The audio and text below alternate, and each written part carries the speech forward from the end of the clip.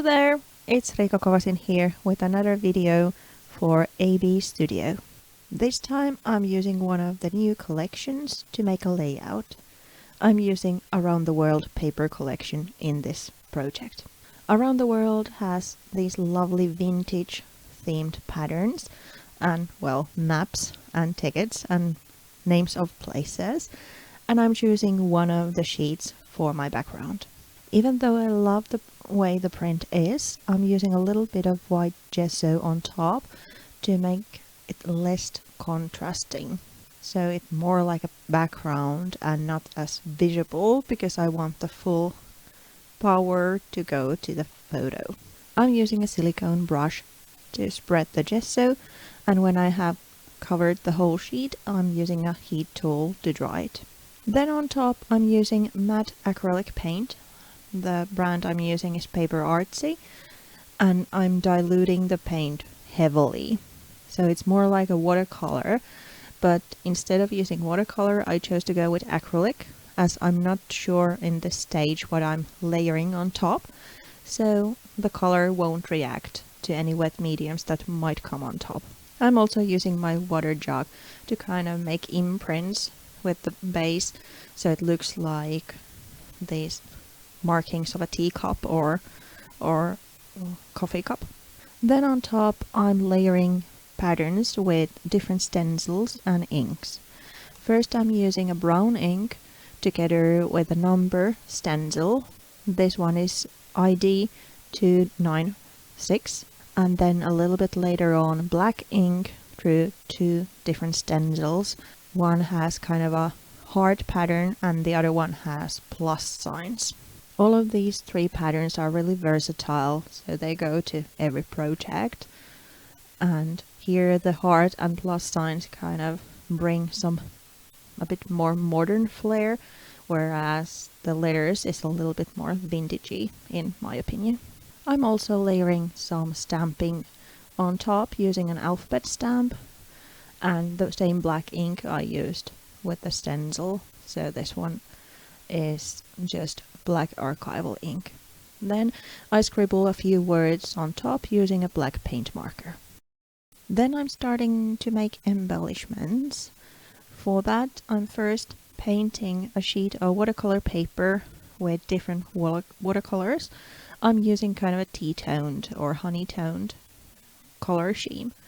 I'm laying two lighter colors to the base and then make splashes on top so the colors kind of bleed into each other, and then I dry the paper. While I have my heat tool on, I'm also using embossing powder to color one of the chipboards. This one is ID 276. I'm using a mix of different embossing powders, first sprinkling a little bit of gold and red embossing powder to the inked chipboard, and then cover the whole thing using a brown embossing powder. This way the color has a little bit of variation. Then I heat the powder to seal it. For the watercolor paper, I'm then turning it into leaves using a leaf stencil and a black paint marker, a Posca marker. I'm just using the stencil to draw the leaves on top and then reinforce or draw again those lines without the stencil, so it's more freehand. And then I just cut the leaves loose from the paper, and thus having my own leaf embellishments for the layout. Then it's time to put everything together.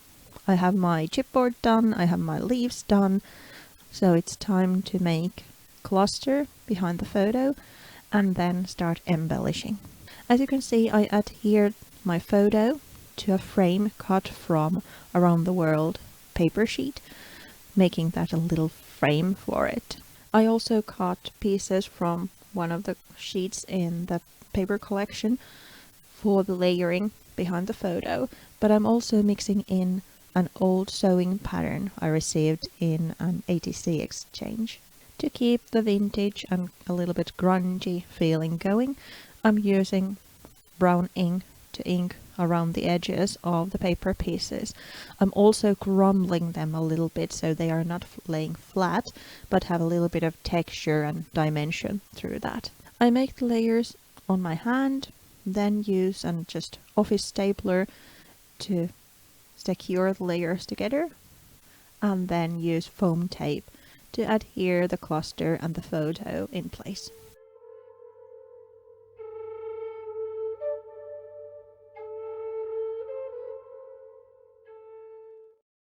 Then I'm adding the leaves. I'm kind of introducing them to the layout and thinking about the position, but they seem a little bit bare. I want something, a little detail still. So I'm using leftover watercolor paper from where I turn into those leaves, and then the stapler and staple the leaves put, and then adhere that piece of paper next to the photo.